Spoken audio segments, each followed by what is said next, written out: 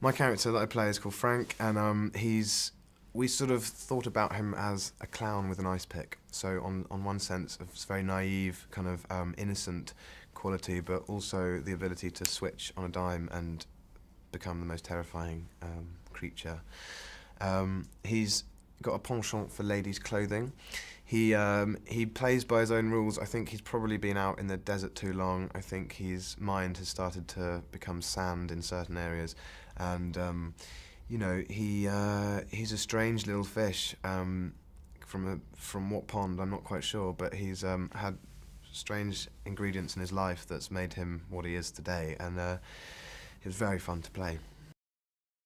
Fantastic, amazing cast, amazing team behind the whole project, and each department were just world class at what they do. So we had William Fitchner, who was the head of our gang, who's an amazing character he created, and when you read it, you see this, you see a character, and it's all in there in the script, and then you see what he turns up with, and it's developed and grown and become weirder and scarier. So that was great. It was great. It was good being part of a baddie gang, and everyone across the whole board was just a privilege to work with, really.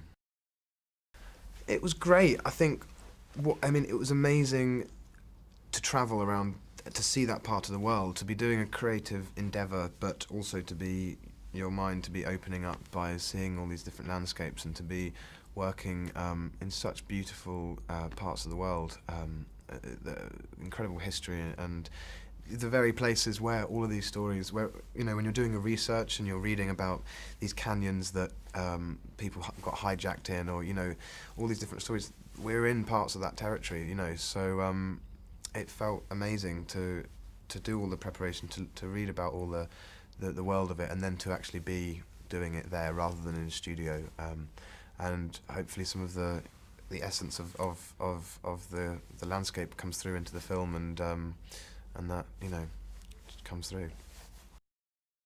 I was out in America because I wanted to try and get a part in an American film, and so went into a casting and put myself on tape, and shoved a toothpick in my mouth, and gave it my best weird little cowboy, and that was gladly enough.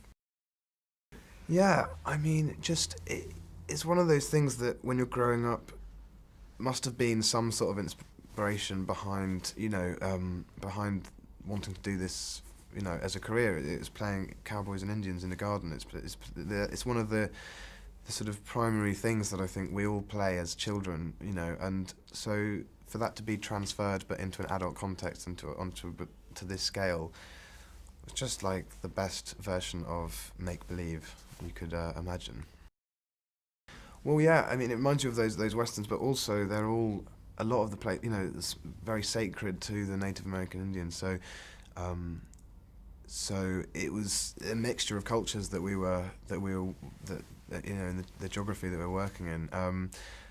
Just a privilege to be working in that part of the world, and even though they weren't sets, they were real. There was moments where you're stood in Monument Valley and you think, is this real? Is this a set? Like, it looks like Mars, it's like a completely another world, these thin little spikes, red spikes coming up out of the ground, and huge stacks, and just fascinating, inspirational landscape, and so to be doing what you love doing, but in that part of the world, brilliant.